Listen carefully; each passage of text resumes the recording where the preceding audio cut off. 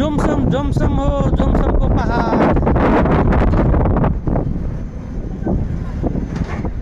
मुस्ताङ जोमसम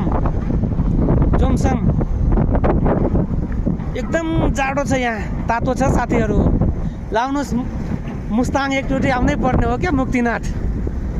एकदम शीतल छ, अलिअलि चिसो हावा चलिरहेछ। हेर्नुहोस् है साथीहरू।